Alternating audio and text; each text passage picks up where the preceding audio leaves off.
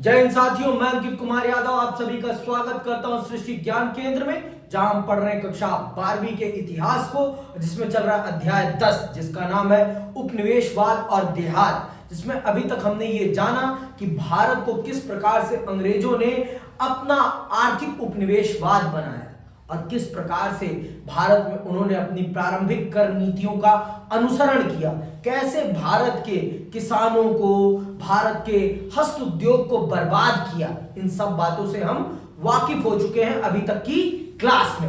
आज हम चल रहे हैं ये जानने और समझने उनकी प्रारंभिक कर नीतियों के बारे में। पहले हमने ये जाना जो उन्होंने 5 साल की कर व्यवस्था का अनुसरण किया, उसमें उनको वो सफलताएं नहीं मिल पाई जिससे कि उनको आर्थिक लाभ हो पाए। उनको उससे बहुत ज्यादा नुकसान हो रहा था।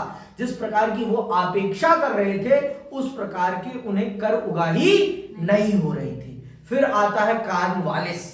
कॉर्नवालिस जब आता है तो वो भारत की स्थिति का अध्ययन करता है बहुत अच्छे से, और फिर वो एक अस्थाई बंदोबस्त की कर नीति का अनुसरण करता है। तो क्या है अस्थाई बंदोबस्त, और इस अस्थाई बंदोबस्त की कर नीति ने कैसे भारत को आर्थिक तौर पर कंगाल किया, आइए इसको विस्तार पूर्वक जानते हैं और समझते हैं विस्तार से कि क्या है कॉर्नवालिस की अस्थाई बंदोबस्त की कर प्रणाली।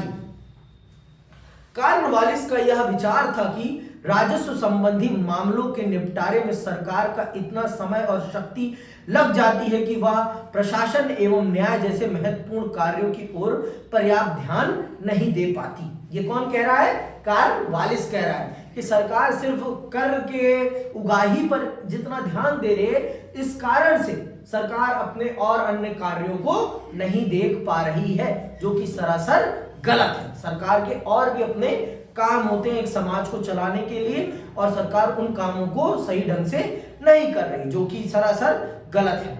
इसीलिए वह भूमि के अस्थाई बंदोबस्त के पक्ष में था। उसका यह भी विचार था कि भूमि के अस्थाई बंदोबस्त से जमींदारों की भूमि के विकास में भी अभिरुचि बढ़ेगी ही, जिससे उपज में वृद्धि होगी तथा वे बंजर भूमि को भी कृषि योग्य बनाने का प्रयास करेंगे।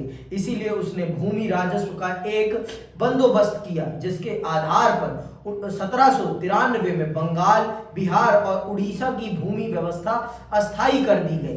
यही बंगाल की अस्थायी व्यवस्था अथवा कॉर्नवालिस के अस्थायी बंदोबस्त के नाम से जानी जाती है। उसने इस बंदोबस्त को अस्थायी कर दिया, एक लंबे समय के लिए स्टेबल बना दिया कि एक व्यक्ति को ही उसकी एक क्षेत्र का एक व्यक्ति जिम्मेदार होगा, हम उससे उगाही करेंगे और वो उस भूमि के लिए जिम्मेदार होगा। उसने ये सोचा था कि ऐसा करके मैं जमींदारों को प्रोत्साहित करूंगा कि वो जमीन में इन्वेस्टमेंट करेंगे और वो जमीन की उपजाऊपन के लिए काम करेंगे। लेकिन होता ऐसा कुछ भी नहीं है। जमींदार अपनी जमींदारी में खुश थे, वो पैसा उगाही करने में और अत्याचार करने में लीन थे, और वो गांव वालों के साथ रहते भी नहीं थे। अभी मैं आगे पढ़ूंगा तो आपको बताऊंगा। बंगाल के अस्थायी बंदोबस्त की धाराएं क्या थी, सुनना। कॉर्नवालिस के भूमि प्रबंध के अनुसार भूमि पर जमींदारों का अस्थायी स्वामित्व मान लिया गया।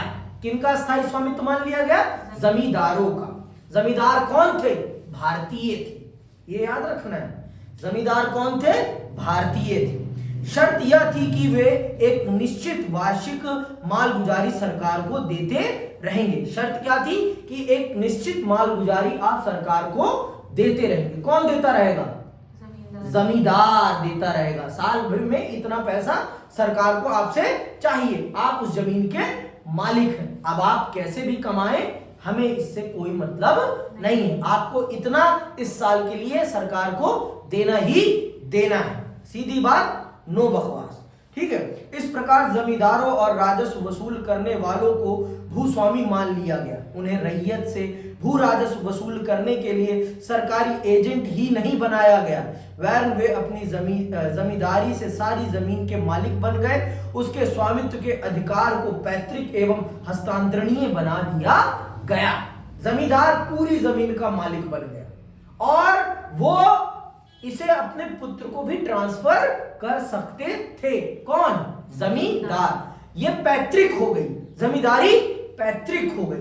समझ में आई बात कि मेरे बाद मेरा बेटा जमींदार बनेगा और उस पूरी जमीन का मालिक मेरा बेटा होगा। रैयत यहां मालिक नहीं है। रैयत मतलब किसान जमीन का मालिक नहीं है। जमीन का मालिक कौन है? जमींदार।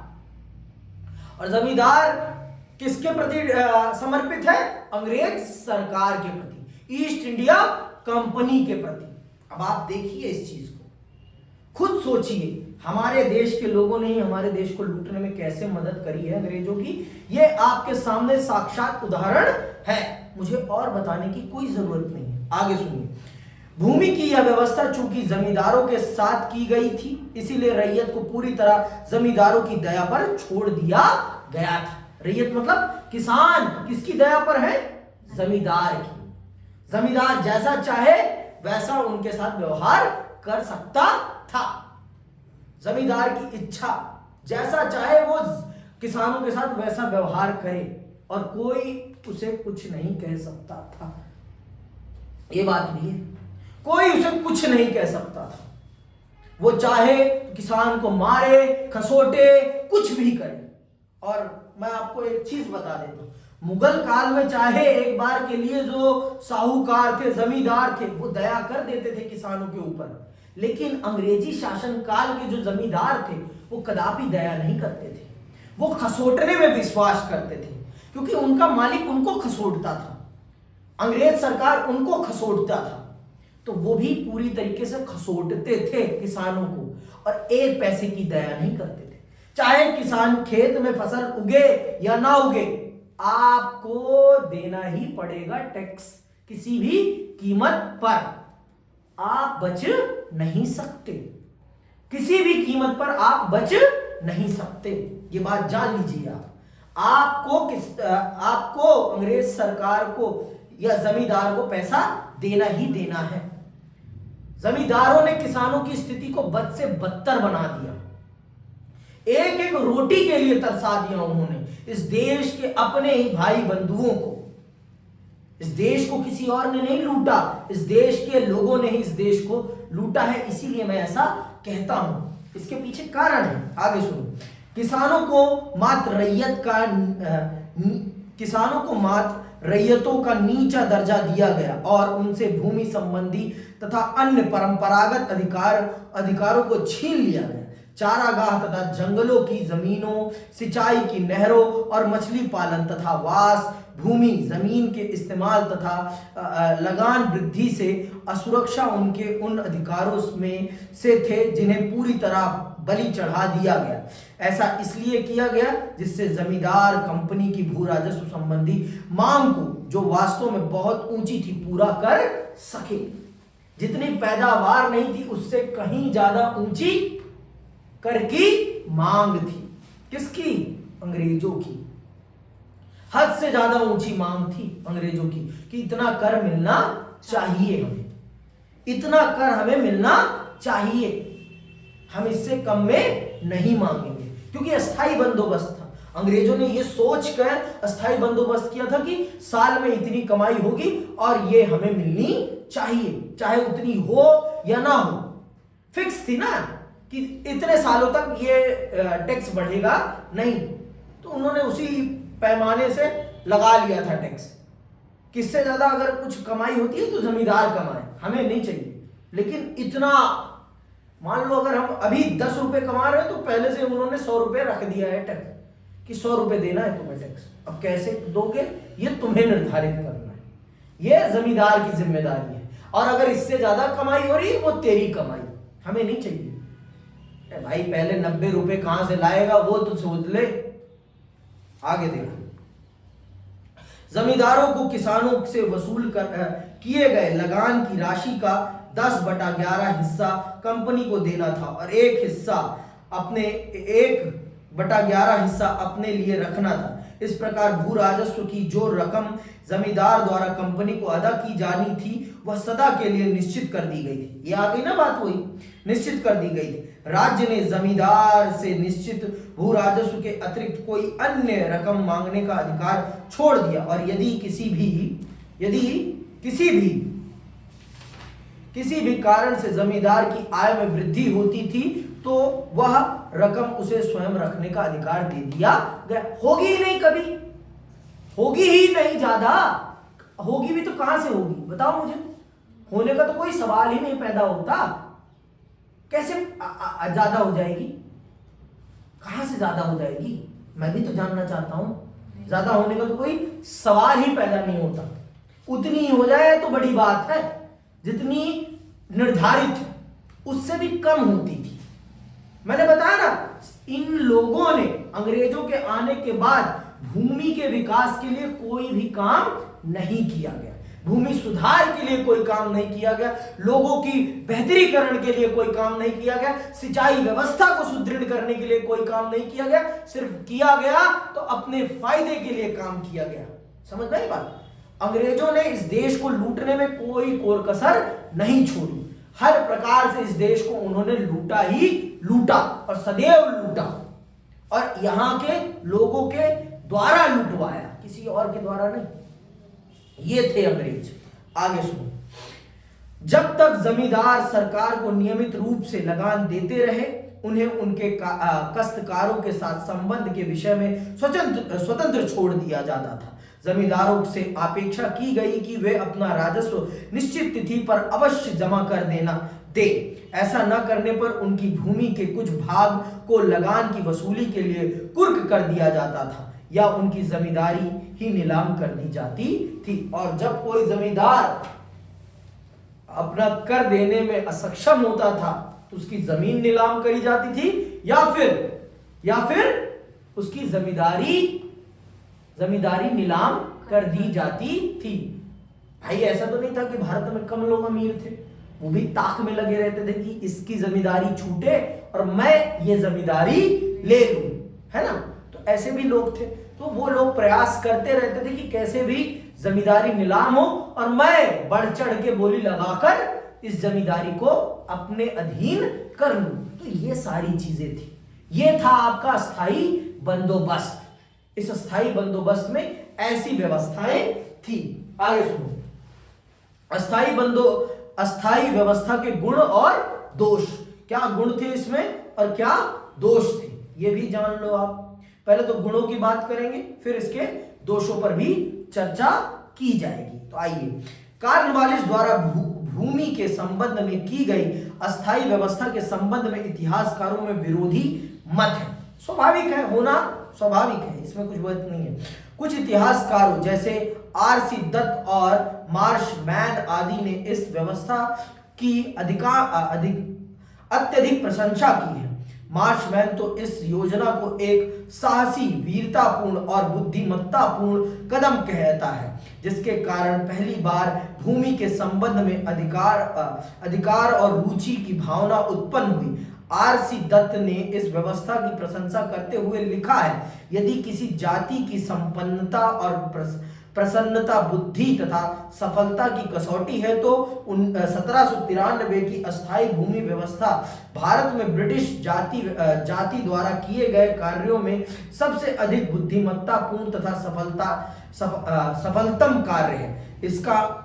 इनका मत है कि भारत के निवासियों के आर्थिक हितों की दृष्टि से यह अंग्रेजों के द्वारा अपने शासन के दौरान किया गया एकमात्र कार्य था। परंतु इसके विपरीत विद्वानों का ऐसा भी वर्ग है जो इस व्यवस्था की निंदा करता है। इतिहासकार होम्स ने कॉर्नवालिस के अस्थायी बंदोबस्त को एक भयानक भूल कहकर पुकारा है, जिससे सभी को नुकसान पहुंचा। इस प्रकार इस व्यवस्था के संबंध में दो विरोधी विचारधाराएं होने के कारण यह आवश्यक हो जाता है कि हम दोनों पक्षों का विश्लेषण करें।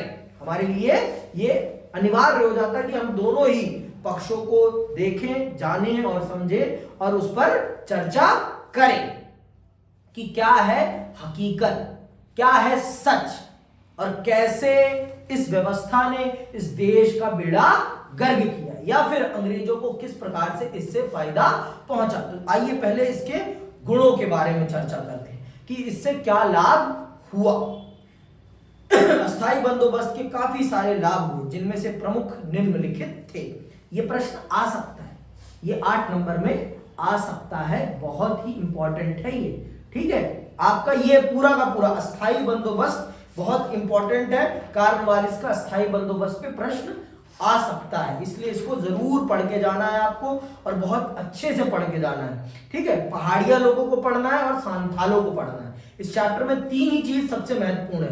पहली, कार्नवालिस की कर व्यवस्था, दूसरा है पहाड़िया, और तीसरा है सांथाल। ठीक, ये तीन चीजें अगर आपने पढ़ लिया इस चैप्टर से, तो आपने इस पूरे चैप्टर को बहुत अच्छे से समझ लिया। अगर इनको नहीं पढ़ा तो कुछ नहीं पढ़ा। ठीक है, आगे आइए, पढ़ते और जानते हैं।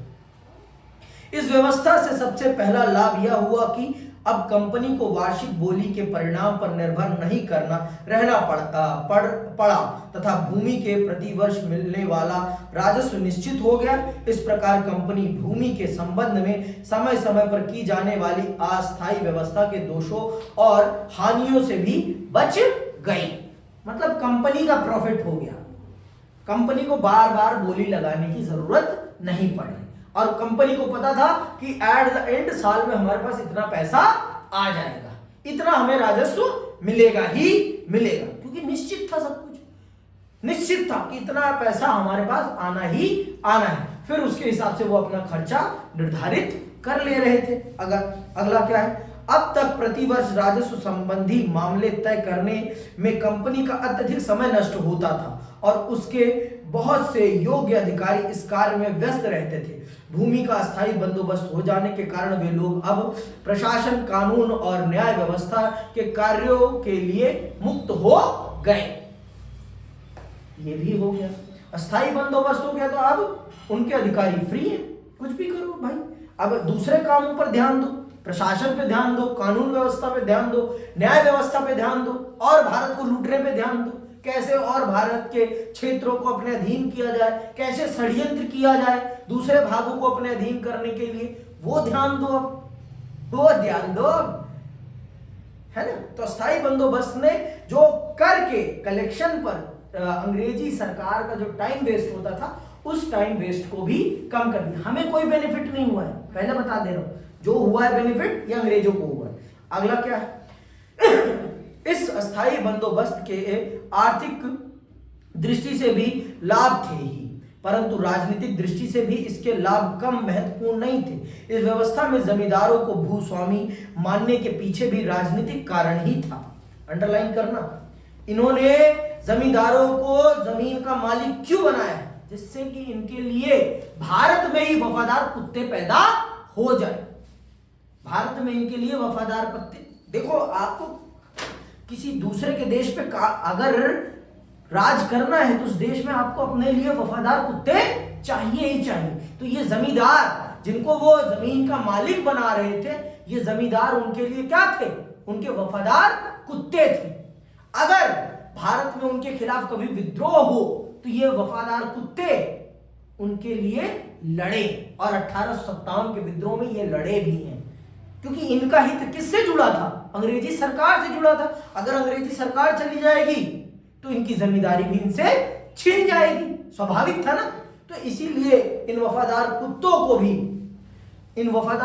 को भी पैदा करने के लिए अस्थायी बंदोबस्त बहुत जरूरी था। अब आप सोचो कार्नवालिस कितना दिमाग लगा रहा है, कार्नवालिस कितना दिमाग लगा रहा है, और कैसे सोच विचार के वो ऐसे वफादार कुत्ते भारत में पैदा कर रहा है। देखो, वफादारी में कुत्ते का नाम इसीलिए मैं ले रहा हूं क्योंकि उससे वफादार कोई जानवर नहीं होता। तो ये भी अंग्रेजों के वफादार कुत्ते बने, कौन, जमींदार लोग। अभी पढ़ूंगा ना, सुनना ध्यान। इस व्यवस्था में जमींदारों को भूस्वामी मानने के पीछे भी राजनीतिक कारण थे। अंडरलाइन करना, विदेशी होने के नाते ब्रिटिश अधिकारी यह भी जानते थे कि जब तक वे भारत में अस्थायी समर्थक नहीं बना लेते और अपने स्वामी भक्तों का एक वर्ग नहीं तैयार कर लेते, तब तक भारत में उनका शासन स्थिर और अस्थायी नहीं हो सकता। साफ साफ शब्दों में लिख दिया कि जब तक भारत में उनके लिए उनके वफादार कुत्ते नहीं पैदा हो जाते और अपर लेवल के, तब तक भारत पर शासन करना मुश्किल है। अपर लेवल के कुत्ते पैदा करो जो सच में भारत पर रूल कर रहे हो। मैंने आपको सदैव ये कहा है कि राजा बदले हैं, प्रशासक कभी नहीं बदले हैं भारत में। कल भी वही प्रशासक थे, आज भी वही प्रशासक हैं। और वो चाहते भी नहीं है कि वो चीजें बदलें। आप आज भी भारत का पॉलिटिकल सिस्टम उठा के देख लो, ब्यूरोक्रेसी पूरी देखोगे, आपको आज भी वही लोग मिलेंगे जो पहले थे। उठा के देखो आप भारत की ब्यूरोक्रेसी को तो आपको पता चलेगा। लेकिन कहां उठा पाने का हमारे पास इतना टाइम है, हम अपना सिलेबस खत्म कर लें, वही बड़ी बात है। ठीक है, इसीलिए यह आवश्यक था कि एक ऐसे वर्ग का निर्माण किया जाए जिसके हित ब्रिटिश कंपनी के अस्तित्व पर ही निर्भर हो। और जमींदारों के, ये जो जमींदार थे, इनका अस्तित्व किस पर निर्भर था? अंग्रेजी शासन पर, कि जब तक अंग्रेजी शासन रहेगा तभी तक हमारी जमींदारी रहेगी, अगर अंग्रेजी शासन गायब तो हमारी जमींदारी भी गायब हो जाएगी। तो इसीलिए ये लोग पूरी तरीके से अंग्रेजी शासन के वफादार कुत्ते बन चुके थे। कौन लोग? जिनकी जमींदारी किस पर निर्भर थी? अंग्रेजी शासन पर। कंपनी ने जमींदारों को भूस्वामी मानते हुए उनके साथ समझौता करके अपने हितों का समर्थक एक ऐसा ही वर्ग पैदा कर लिया। 1857 के विद्रोह के समय यह वर्ग ब्रिटिश सरकार का दृढ़ समर्थक रहा। इस वफादारी से यह स्पष्ट हो गया कि जो कार्य ब्रिटिश सरकार इस व्यवस्था के माध्यम से करना चाहती थी उसमें सफल रही। 1857 का विद्रोह जब मैं पढ़ाऊंगा आपको तो मैं बताऊं, ये देखेंगे आप कि जो अंग्रेज सरकार इन लोगों के द्वारा करवाना चाहते थे वो इन लोगों ने करके दिया। आधा विद्रोह बर्बाद करने में इन लोगों का योगदान था, जमींदारों का, बड़े बड़े राजाओं का, बड़े बड़े महाराजाओं का। उन लोगों ने आधे विद्रोह को बर्बाद किया, नहीं तो वो विद्रोह सफल हो जाता और 1857 में अंग्रेजों के पांव उखड़ जाते इस देश से। लेकिन ऐसे कुछ वफादार कुत्तों ने अंग्रेजों की चाटने के लिए इस देश को और 100 साल की गुलामी दे दी। आगे सुनो। भूमि के अस्थायी बंदोबस्त ने कंपनी की आय में भी वृद्धि की। इसका एक कारण तो यह था कि इस व्यवस्था के द्वारा भू राजस्व इतना अधिक निर्धारित कर दिया गया जो पहले कभी नहीं था। दूसरा लाभ परोक्ष रूप से हुआ क्योंकि प्रजा की संपन्नता में वृद्धि हुई, जिसके कारण सरकार अब उन पर अन्य उपायों द्वारा कर लगाकर अधिक धन वसूल कर सकती थी। अब सरकार की भी दबा की कमाई हो रही थी, सरकार को भी मोटा लाभ मिल रहा था, मोटा लाभ मिल रहा था क्योंकि कर बहुत हाई लेवल का था, जिसके कारण दबा के पैसा आ रहा था सरकार के पास और सरकार अपने मंसूबे पूरे कर रही थी, भारत को अपने अधीन कर रही थी। भैया मैं आपको बता देता हूं उस समय की बंगाल प्रेसिडेंसी बहुत बड़ी प्रेसिडेंसी थी और सबसे अमीर प्रेसिडेंसी थी भारत की। वो बंगाल प्रांत उस समय का भारत का सबसे समृद्ध प्रांत था।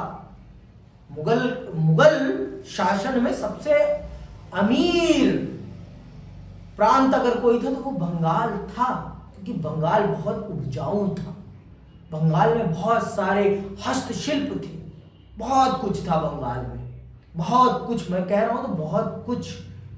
हमने इसके 3 शहरों के नाम पढ़े, ढाका पढ़ा, मुर्शिदाबाद पढ़ा, है ना। इन 3 शहरों में मतलब कितने बड़े स्तर पर यहाँ पर हस्तशिल्प था और कैसे अंग्रेजों ने बर्बाद किया हमने ये जाना। तो बंगाल प्रांत बहुत उपजाऊ भी था, बहुत ही उन्नत था अपने समय के दृष्टिकोण से, बहुत ही ज्यादा। और बंगाल में कौन कौन सा एरिया? आज का पश्चिम बंगाल, बांग्लादेश, आसम, आपका उड़ीसा, आपका पूरा का पूरा बिहार, ये पूरा का पूरा क्षेत्र कहां आता था? बंगाल प्रेसिडेंसी में आता था। इतना बड़ा क्षेत्र था। 4 इंग्लैंड समाज आए, इतना बड़ा बंगाल प्रेसिडेंसी था उस समय का। ज्यादा ना बोल गया हूं, ठीक है, जो बोल गया। अपना देश सबके लिए बड़ा होता है, ठीक है। भूमि के अस्थायी बंदोबस्त के कारण कृषि उत्पादन बढ़ने की भी उम्मीद थी। इसका कारण यह था कि जमींदार को सरकार को एक निश्चित राशि लगान के रूप में अदा करनी थी। इससे जमींदारों की भूमि की उपज बढ़ाने में अभिरुचि बढ़ी, क्योंकि उन्हें मालूम था कि उनकी आय बढ़ने पर भू राजस्व में वृद्धि नहीं होगी। इसीलिए इस व्यवस्था के द्वारा यह उम्मीद थी कि जमींदार खेती के विस्तार और कृषि उत्पादकता में वृद्धि करने का प्रयास करेंगे। इस व्यवस्था के लागू होने के बाद बहुत से वनों को साफ करने का काम भी इसीलिए हुआ। इस प्रकार हम देखते हैं कि कार्नवालिस की अस्थायी भू व्यवस्था में बहुत सारी अच्छाइयां थी। ये सारी अच्छाइयां थी। आपने 6 अच्छाइयां जान ली किसके बारे में? अस्थायी बंदोबस्त के बारे में। लेकिन इससे एक में भी भारत का फायदा कहीं नहीं या किसानों का फायदा कहीं नहीं। सारा फायदा किसका है?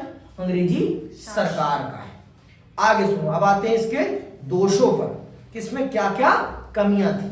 ये जो आपने देखा लास्ट, जमींदारों ने कभी कोई इंटरेस्ट नहीं लिया जमीनों की उपजाऊपन को बढ़ाने में। कोई 2-4 ने लिया होगा, सब ने तो नहीं लिया। 100 में से 90 जमींदारों ने कोई इंटरेस्ट नहीं लिया। 10 ने लिया होगा, उन्हें अपनी जमींदारी बहुत प्यारी रही होगी। जहां इस भू व्यवस्था के बहुत सारे गुण थे, वहां इसमें काफी दोष भी हैं। अब क्या है दोष? आइए इसको भी बहुत विस्तार से जान और समझ लेते हैं। इस व्यवस्था का सर्वाधिक नुकसान हुआ कृषक या रैयत। जहां वो पहले अपनी भूमि का खुद मालिक था, उसकी भूमि का मालिकाना अधिकार उससे छीन लिया गया, जिसके हितों की इस व्यवस्था ने पूर्णतः अपेक्षा कर दी और उसे पूरी तरह जमींदार की दया पर छोड़ दिया गया। लगान न अदा करने पर जमींदार रैयत को भूमि से बेदखल कर सकता था। यद्यपि कार्नवालिस द्वारा यह नियम बनाया गया था कि जमींदार अपने किराएदारों का रजिस्टर रखेगा, जिसमें सब बातों का पूर्ण विवरण होगा। नियमों का उल्लंघन किए जाने पर उनके विरुद्ध दीवानी अदालत में मुकदमा करने का प्रावधान भी था, परंतु जमींदारों ने इस प्रकार के रजिस्टर नहीं रखे और जहां तक अदालतों द्वारा प्रतिकार का संबंध है, कानूनी प्रक्रिया अत्यधिक महंगी थी जो रैयत की पहुंच से बाहर थी। इस प्रकार इस व्यवस्था ने रैयत की स्थिति को और अधिक दयनीय बनाया। जमींदार रैयत पर तरह तरह के अमानवीय अत्याचार करते थे। अमानवीय अत्याचार शब्द देखो ना, इंसानों वाले अत्याचार नहीं, जो इंसानों पर ना किए जाने वाले अत्याचार होते, उन अत्याचारों को करते थे जमींदार। अब आप देख लो, भारत को किन लोगों ने गुलाम बनाया? अंग्रेजों ने गुलाम बनाया या फिर भारत के उन जमींदार कुत्तों ने गुलाम बनाया जिनको अपनी जमींदारी बहुत प्यारी थी, बहुत प्यारी थी। उन लोगों ने इस देश को गुलाम बनाया। इसलिए कभी कभी खून खौलता है इन अमीरों पर, जो अपने हित के लिए ना इस देश को भी बेचने के लिए तैयार हो जाते हैं, अपने लालच के लिए, अपने स्वार्थ के लिए। और इस देश का गरीब उनकी प्रताड़ना सहता रहता है। जब तक गरीब एकजुट नहीं होगा ना, तब तक ये देश ऐसे ही प्रताड़ित होता रहेगा। और इतिहास पढ़ना हर देश के बच्चे के लिए बहुत जरूरी है, क्योंकि आप इतिहास नहीं पढ़ोगे तो आपको पता ही नहीं रहेगा कि आपके देश में हुआ क्या है, कैसे हुआ है। आपको कुछ नहीं पता चल पाएगा, आपको कुछ नहीं पता चल पाएगा। और पता होना बहुत जरूरी है, बहुत जरूरी है। आगे सुनो, सरकार को इस व्यवस्था से यह नुकसान हुआ कि वह भविष्य में भू राजस्व में वृद्धि नहीं कर सकती थी। समय के साथ भूमि की उपज में तो वृद्धि हुई, परंतु सरकार को इसमें से कोई भाग नहीं मिला, जिसके कारण उसे पर्याप्त घाटा हुआ। एक अनुमान के अनुसार यह घाटा लगभग 4/4 करोड़ का था, उस समय के 4.5 करोड़। तो सरकार को इतना नुकसान हुआ। उपजाऊपन बढ़ा, क्षेत्रफल बढ़ा, क्योंकि जंगलों को काट कर खेतों में कन्वर्ट किया गया, तो उससे उत्पादक क्षमता बढ़ी और उससे उत्पादन कमाई भी बढ़ी। लेकिन उससे फिर सरकार को कोई फायदा नहीं हो। सरकार मतलब ईस्ट इंडिया कंपनी को कोई फायदा नहीं, जमींदारों के पास दबा के पैसा आया। आगे सुनो, अस्थायी भू बंदोबस्त से जमींदारों को भी कोई लाभ नहीं हुआ। प्रारंभिक वर्षों में जमींदारों को भूमि को सुधारने आदि में पर्याप्त धन व्यय करना पड़ा, परंतु उस अनुपात में भूमि के उत्पादन में वृद्धि नहीं हुई। मजदूर कृषकों से समय पर और पूरा लगान न वसूल कर पाने के कारण जमींदार सरकार को समय पर लगान अदा न कर सके। परिणाम स्वरूप उनकी जमीनें नीलाम कर दी गई। इस प्रकार बहुत से जमींदार भूमि की इस अस्थायी व्यवस्था के कारण भूमि से बेदखल हो गए। बहुत से जमींदारों को इसका लाभ भी हुआ, बहुत से जमींदारों को इसका नुकसान भी हुआ, लेकिन किसान तो बर्बाद हो गया। भूमि का अस्थायी बंदोबस्त करते समय यह उम्मीद की गई थी कि जमींदार भूस्वामी बन जाने के कारण भूमि की उत्पादकता में वृद्धि तथा भूमि की किस्म में सुधार आदि के प्रयत्न करेंगे, क्योंकि भूमि से प्राप्त होने वाली बढ़ी हुई रकम पर उनका ही अधिकार होगा। परंतु ऐसा हुआ नहीं, क्योंकि बंगाल के जमींदार आयरलैंड के जमींदारों की तरह अपनी जमीनों से दूर कलकत्ता या जिले के केंद्र नगरों में रहकर रैयत से प्राप्त आय से मौज मस्ती करने लगे। इस प्रकार भारत में भी अनुपस्थित भूस्वामियों का एक वर्ग अस्तित्व में आ गया, जिसकी भू संबंधी सुधारों में कोई अभिरुचि नहीं थी। तो इस प्रकार से आप देखिए भारत में भी ऐसे भूस्वामियों का उदय हुआ जो भूमि के करीब नहीं, भूमि से कदा कोसों दूर रहते थे और उससे होने वाली आय से मौज मस्ती करते थे, दबा के मौज मस्ती। कोई फर्क नहीं पड़ता था कि उनका किसान, उनके खेतों में काम करने वाला व्यक्ति कैसे जीवन व्यतीत कर रहा है, उनको उससे रत्ती भर भी फर्क नहीं पड़ता था। किनको? जमींदारों को। और अंग्रेज सरकार ने यह अपेक्षा करी थी कि हम इनको मालिक बना देंगे जमीन का, तो ये उसके विकास में दबा के पैसा लगाएंगे। ऐसा कुछ भी नहीं, ऐसा उन जमींदारों ने कुछ भी नहीं किया।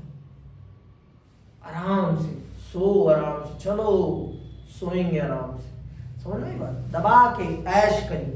तो फायदा भी हुआ, हर सिक्के के दो पहलू होते ही होते। इस प्रकार हम देखते हैं कि कॉर्नवालिस के द्वारा किए गए भूमि के अस्थायी बंदोबस्त में गुण और दोष दोनों ही थे। पीई रॉबर्ट्स का विचार है कि यदि भूमि की क्षमता आदि का अच्छी प्रकार से अनुमान लगाकर यह व्यवस्था की गई होती तो कॉर्नवालिस बहुत सी भूलों और अनियमित कार्यवाहियों से बच सकता था। सेटन कार ने कॉर्नवालिस की व्यवस्था की आलोचना करते हुए लिखा है कि इसमें तीन संबंधित पक्ष थे, जमींदार, राज्य और कृषक। इनमें से राज्य के हितों को तो अस्थायी रूप से स्थगित कर दिया गया और कृषकों के हितों की पूर्णतः अवहेलना कर दी गई। इससे यदि लाभ हुआ तो केवल जमींदार को और वह भी आंशिक ही। तो ये आप देखिए तीनों के बीच में आपने सही से संतुलन नहीं बनाया। भारत को लूटा है उन्होंने दबा के, ये बात जान लो आप।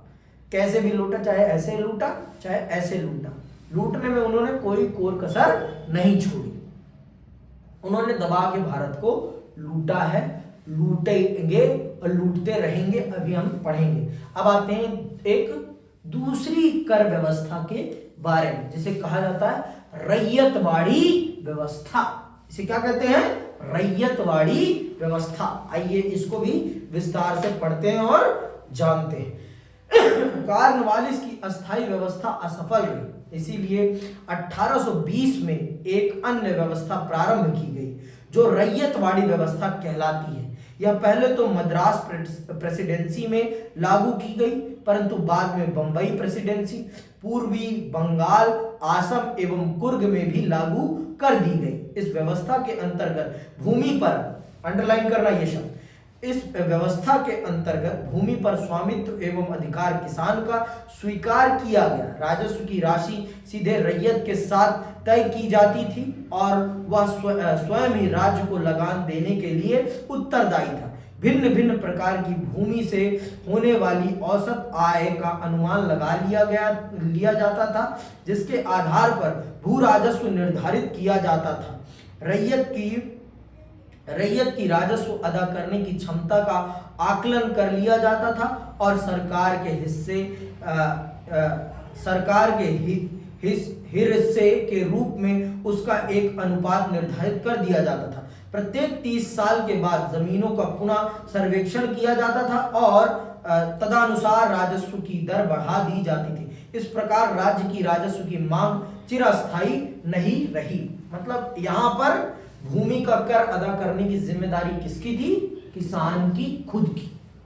रैयतवाड़ी व्यवस्था में किसान की खुद की जिम्मेदारी थी कि वो कर अदा करे, और कर का निर्धारण भूमि के सर्वेक्षण से किया जाता था। मतलब परिस्थितियों को ध्यान में रखते हुए किया जाता था। ठीक है, परंतु इस व्यवस्था में दो दोष थे। एक तो यह कि उपज का सही अनुमान नहीं लगाया जाता था, और दूसरा यह कि भू राजस्व की दर बहुत अधिक थी। परिणाम यह हुआ कि इस कर का भुगतान करने के लिए किसानों को महाजनों से ऋण लेना पड़ता था, जिसके परिणाम स्वरूप वे महाजनों के शोषण का शिकार बने।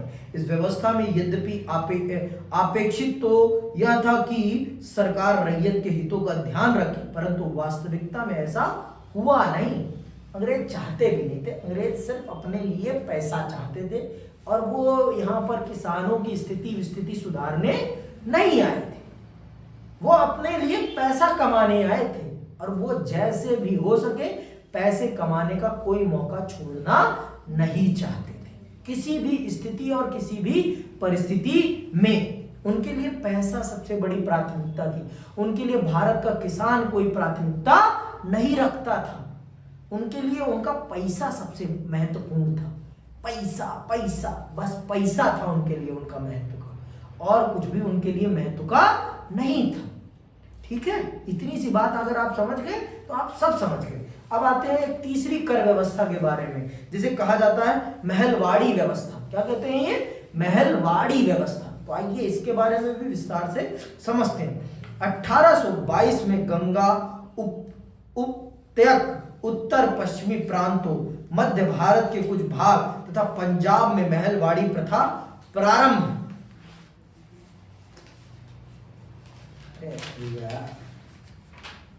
की गई, जिसके अनुसार भू राजस्व महल कुछ ग्रामों को मिलाकर बनाई जाने वाली इकाई के जमींदारों अथवा वंशानुगत राजस्व एकत्र करने वालों से तय किया जाता था। जमींदार यद्यपि भूस्वामी नहीं थे, परंतु उन्हें भू राजस्व वसूल करने का अधिकार निश्चित समय के लिए दिया जाता था। परंतु इस व्यवस्था से भी किसानों को कोई लाभ नहीं हुआ, क्योंकि यह जमींदारी प्रथा का ही एक रूपांतरण था। तो महलवाड़ी व्यवस्था में भी किसानों को कोई लाभ नहीं हुआ। जो लाभ हुआ जमींदारों को हुआ, या फिर हुआ तो हुआ किसको हुआ? ईस्ट इंडिया कंपनी को। किसानों को कोई लाभ नहीं हुआ, और ना होने की कोई गुंजाइश भी थी। जो गुंजाइश थी किसकी थी? वो सारी की सारी अंग्रेजी शासन की थी। समझ में आई बात? अंग्रेजी शासन ही सब चीजों का करता धरता था, और वो अपने हितों को ध्यान में रखकर ही इन सब चीजों का निर्धारण करते थे। अब आते हैं राजस्व नीतियों के कृषि एवं कृषक पर प्रभाव।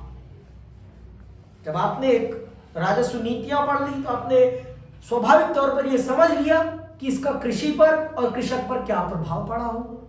अच्छा प्रभाव तो नहीं पड़ा होगा, स्वाभाविक सी बात है। बातों से ही स्पष्ट हो रहा है हमें कि कृषक की दशा और दिशा बद से बदतर ही बनाई गई थी। इसके माध्यम से अच्छी करने की तो कोई बात ही नहीं थी, अच्छा करने का उनका कोई उद्देश्य भी नहीं था। तो तब भी एक बार विस्तार से जान और समझ लेते हैं। ब्रिटिश भू राजस्व नीतियों का प्रभाव कृषि एवं कृषक दोनों पर हुआ। अस्थायी और अस्थायी दोनों ही प्रकार के बंदोबस्त वाले जमींदारी क्षेत्रों में कृषक की स्थिति अत्यंत दयनीय थी। अस्थायी बंदोबस्त ने जमींदारों को भूमि का स्वामी मानकर कृषक को उसकी दया पर छोड़ दिया। किसानों के परिश्रम का लाभ जमींदार को होता था, और वह किसानों से अधिकाधिक कर वसूल करने की चेष्टा करता था। रैयतवाड़ी व्यवस्था में भी रैयत के हितों का ध्यान नहीं रखा गया था। महलवाड़ी व्यवस्था में भी किसानों को कोई राहत नहीं पहुंचा पाई गई, क्योंकि यह भी जमींदारी प्रथा का ही रूपांतरण था। मतलब तीनों कर प्रणाली में अगर सबसे ज्यादा नुकसान अगर किसी को उठाना पड़ा तो वो किसको उठाना पड़ा? किसान को और किसान को। आज भी यही दशा है। कि इस देश में अगर कोई प्रताड़ित है तो वो किसान है और कोई प्रताड़ित नहीं है। समझ में आई बात? इस देश का किसान बहुत ज्यादा प्रताड़ित है। इस देश का किसान इतनी मेहनत करने के बावजूद भी अपना हक मांगने अगर उतर जाता है सड़कों पर तो उसे गालियां बकी जाती हैं। आपको मैं बता देता हूं कि इस देश के केंद्र सरकार के पास ज्यादा पैसा है, राज्य सरकारों के पास कुछ नहीं है। इस देश के कर पर, इस देश के कर उगाही पर सबसे ज्यादा नियंत्रण केंद्र सरकार का है। राज्य सरकारों से अपेक्षा आप ज्यादा नहीं कर सकते। समझ में आई बात? राज्य सरकारें कितना आपको देंगी एमएसपी, केंद्र सरकार निर्धारित करे एमएसपी, और यही किसानों की मांग है। हम राज्य सरकार से नहीं मांग रहे, किसान केंद्र सरकार से मांग रहे हैं, क्योंकि केंद्र सरकार के पास मोटा बजट है। और आप कर उगाही तो इतनी कर रहे हो, आप पुरानी कारों पर भी टैक्स लगा रहे हो कि पुरानी कार बेचोगे तो उस पर भी टैक्स दो, पॉपकॉर्न खाओ तो उस पर भी टैक्स दो, हर चीज पे तो टैक्स ले रहे हो। तो किसान को पैसा देने में क्या नानी मर रही है आपकी? हाँ, क्यों नानी मर रही है? फिर दो ना उसको भी पैसा, वो भी तो मेहनत कर रहा है ना। आप प्राइवेट टेंडर्स के माध्यम से फ्लाईओवर्स बनवा रहे हो, उस पर भी आप टोल टैक्स लगा रहे हो, हर चीज पे तो आप पैसा वसूल कर रहे हो ना हमसे। फिर हमारे टैक्स का यूज कहां कर रहे हो आप? हमें ये भी तो बताओ। लेकिन हमारे देश की जनता में इतनी हिम्मत कहां है कि वो पूछ पाए अपनी सरकार से कि सरकार, मेरे द्वारा दिए गए पैसे का आप प्रयोग कैसे करते हो? जरा हमें भी तो एक बार बही खाता दे दो, हमें भी बताओ कि आप अपनी सुविधाओं पर कितना खर्च कर रहे हो, हमारी सुविधाओं पर कितना खर्च कर रहे हो। जाओ एक बार लुटियंस दिल्ली का भ्रमण करो, पहाड़गंज की गलियों को पार करके, इस बाबा खड़क सिंह मार्ग को पार करके अगर आप उधर की दिल्ली की तरफ जाओगे तो आपको पता चलेगा कि वो दिल्ली तो अलग है। वो दिल्ली तो इतनी अच्छी है, वो दिल्ली इतनी सुकून भरी है, इतना सन्नाटा कैसे भाई? इतना सन्नाटा कैसे भाई? कितनी सुंदर है वो, क्योंकि वहां पर शासक लोग रह रहे हैं। इस देश के शासक लोग रह रहे हैं। देखो जरा जाके एक बार, भू राजस्व की ऊंची दर से किसानों की स्थिति अत्यधिक खराब हुई थी, विशेष रूप से इसलिए भी क्योंकि सरकार भू राजस्व से प्राप्त होने वाली इस अतिरिक्त आय को ब्रिटिश भारत के प्रशासन की आवश्यकताओं को पूरा करने, इंग्लैंड को नजराने भेजने तथा ब्रिटिश व्यापार और उद्योगों के विकास में लगाती थी। भारत से होने वाली कमाई का कैसे प्रयोग कर रही थी ईस्ट इंडिया कंपनी? देख लो, भारत के किसानों के विकास पर कोई खर्च नहीं हो रहा था। भारत में सिंचाई व्यवस्था या ऐसी अन्य कृषि औद्योगिकीकरण पर कोई खर्चा नहीं किया जा रहा था। भारत पर ईस्ट इंडिया कंपनी का प्रशासन कैसे और सुदृढ़ हो, इस पर फोकस किया जा रहा था। इंग्लैंड में बैठी क्राउन को नजराने पेश करने में पैसा जा रहा था। और कहां पैसा जा रहा था? यहां रह रहे अंग्रेज सिपाहियों पर पैसा खर्चा किया जा रहा था। ठीक है, परंतु कृषि सुधार के कार्य पर नहीं, अथवा कम से कम किसानों की स्थिति जहां एक और भू राजस्व की ऊंची दर के कारण खराब हुई, वहां इस राजस्व को वसूल करने के तरीकों के कारण और भी अधिक बिगड़ी। किसान द्वारा प्राकृतिक संकटों अथवा अन्य आर्थिक कष्टों के कारण लगान न दे पाने की स्थिति में उस रकम के बदले उसकी भूमि को नीलाम कर दिया जाता था। परिणाम स्वरूप किसान एक नई विपत्ति में फंसा और वह था महाजन। किसान जमीन को खोने से बेहतर समझता था महाजन से ब्याज लेना। तो इस तरह किसान कर के बोझ के तले भी दबता चला गया, क्योंकि जमीन चली जाएगी तो उसका पूरा का पूरा जीवन चला जाएगा। तो वो सोचता था महाजन से उधार के पैसे लेकर कर दे देता हूं, जब फसल होगी तो उससे उसका कर्जा उतार दूंगा। लेकिन एक बार महाजन के चंगुल में आप फंस गए तो फिर आपको महाजन अपने चंगुल से बाहर नहीं निकलने देता था। मदर इंडिया पिक्चर अगर आपने देखी हो तो इसका जीता जागता उदाहरण है। दुनिया में आए हैं तो जीना ही पड़ेगा, है ना। इसका जीता जागता उदाहरण है। आप उस पिक्चर से इस चीज की स्थिति और परिस्थिति को बेहतरीन तरीके से समझ सकते हैं कि महाजन लोगों ने कैसे गरीबों को लूटा, और ये सब कैसे हुआ, अंग्रेजी कर व्यवस्था के कारण। आगे सुनो, किसान की इस विवशता का लाभ उठाकर महाजन न केवल ऊंची दर पर ऋण देते थे, बल्कि किसानों की निरक्षरता का लाभ, निरक्षरता मतलब अशिक्षा का लाभ उठाकर उनकी जमीन हथियाने के प्रयत्न में भी लगे रहते थे। इस प्रकार किसानों को एक संस्था सरकार से बचने के लिए दूसरी संस्था का शिकार बनना पड़ा। इस शिकंजे से निकल पाना किसान के लिए असंभव था। महाजनों की शक्तियों एवं अधिकारों में भी ब्रिटिश शासन के कारण पर्याप्त वृद्धि हुई। पहले उनके ऊपर ग्राम समुदाय एवं ग्राम की जनता का पर्याप्त अंकुश होता था, परंतु अब ब्रिटिश कानून ने उनके अधिकार में पर्याप्त वृद्धि की। किनके? महाजनों के। ऐसे अमीर लोगों को अंग्रेजों ने अपना वफादार कुत्ता बनाया, जिससे कि वो भारत पर अपना नियंत्रण बनाए रख सके, और जब उन पर विपत्ति आए तो यही लोग उनके संरक्षण में खड़े हो सके। और 1857 के विद्रोह में यही होता भी है। इन्हीं लोगों के दम पर अंग्रेजी शासक अपना शासन बचा पाने में भारत में सक्षम हो पाता है। समझ में आई बात? आगे सुनो। रैयत पर जमींदार के अधिकारों में वृद्धि से जमींदार की स्थिति बड़ी सुदृढ़ हो गई। धीरे धीरे अधिक जमीन महाजनों एवं सौदागरों के हाथ में आती जा रही थी। भारतीय उद्योगों में पूंजी निवेश की अधिक गुंजाइश ना बची रहने के कारण अब अधिकांश धनी वर्ग भूमि में पूंजी लगा रहा था। इसके परिणाम स्वरूप एक नई प्रवृत्ति का जन्म हुआ। ये जमींदार स्वयं भूमि पर काम ना करके रैयत से कराते थे, जिसके परिणाम स्वरूप अधबटाई प्रणाली प्रारंभ हुई। अधिया प्रणाली प्रारंभ हुई। भूमि पर बढ़ते हुए दबाव के कारण अब लगान की दर बढ़ाने में भी जमींदारों को सुविधा हो गई। इसी से बिचौलिए भी अस्तित्व में आए, क्योंकि जमींदारों ने न केवल इच्छुक लोगों को लगान वसूल करने का अधिकार लाभदायक शर्तों पर दे दिया, वह उन्हें किराए पर अपने जमीन संबंधी अधिकार भी प्रदान किए। इस बिचौलिए के अत्याचारों ने किसानों की स्थिति को दासों से भी बदतर बना दिया। मतलब जमींदार लोग तो कहाँ रहते थे? शहरों में। तो वो उन्होंने अपने काम को बिचौलियों के माध्यम से कराना प्रारंभ किया कि तू मेरे लिए तू काम करेगा, तू इन किसानों को मैनेज करेगा। छोटे छोटे अपनी बड़ी सी जमींदारी को उन्होंने छोटे छोटे बहुत से बिचौलियों के बीच में बांट दिया और बोला कि तू प्रबंधन करेगा, तू जैसे चाहे इनसे वैसे काम करा, लेकिन मेरे को मेरा पैसा लाके देगा।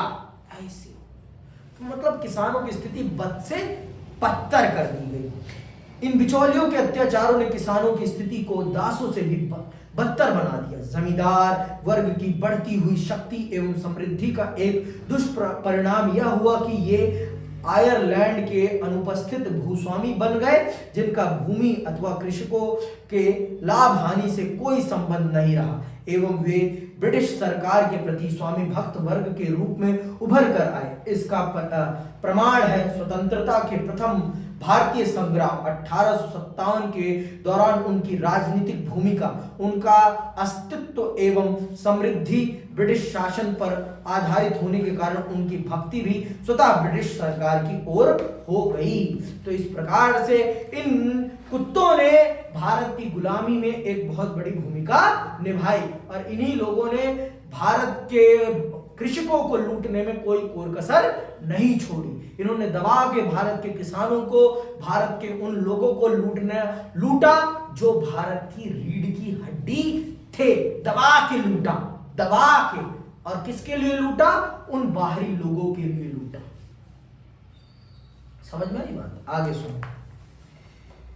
उपयुक्त समस्त कारणों से भारतीय कृषि की अत्यधिक अवनति हुई, मतलब बर्बाद हो गया भारत का कृषि समाज। जमीन छोटे छोटे टुकड़ों में बंट गई एवं उसका उपखंडन भी हो गया। जमीन इतने अधिक छोटे छोटे टुकड़ों में बंट गई कि अब उस पर काम करने वालों का गुजारा असंभव हो गया। इस समस्त परिस्थिति में सरकार कृषि सुधारों के माध्यम से अत्यधिक सहायता कर सकती थी, परंतु सरकार भू राजस्व तो बढ़ाती जा रही थी, परंतु कृषि एवं कृषकों की अवहेलना कर रही थी। सिंचाई पर भी ब्रिटिश सरकार ने कोई ध्यान नहीं दिया।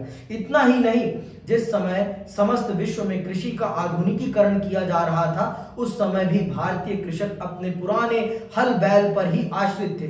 उपकरण सदियों पुराने थे एवं कृषि तकनीक जैसा तो कोई प्रयोग भारतीय कृषि के आसपास भी नहीं था। मतलब अंग्रेजों ने भारत के किसानों को बर्बाद करने में कोई कसर नहीं छोड़ी। दुनिया जहां कृषि के क्षेत्र में आधुनिकीकरण की तरफ जा रही थी, लेकिन भारत की कृषि क्षेत्र में कोई आधुनिकीकरण का बोलबाला नहीं था, नामो निशान नहीं था, कोई सुनवाई नहीं थी। अभी भी वो उसी ढर्रे पर काम कर रहे थे जिस ढर्रे पर वो सदियों पहले काम कर रहे थे, हल और बैल के माध्यम से। और दुनिया आधुनिकीकरण की तरफ जा रही थी, कृषि में आधुनिकीकरण हो रहा था, लेकिन भारत के कृषि क्षेत्र में कोई आधुनिकीकरण नाम की चिड़िया नहीं थी, सब फुर्र था। समझ में आई बात? अब अगली क्लास में हम जमींदारों की स्थिति और उनकी स्थिति को समझेंगे कि उन्होंने किस प्रकार से अंग्रेजी शासन को भारत में सुदृढ़ किया। ठीक है, आज की क्लास के लिए बस इतना ही। मैं विदा लेता हूं। जय हिंद, जय भारत।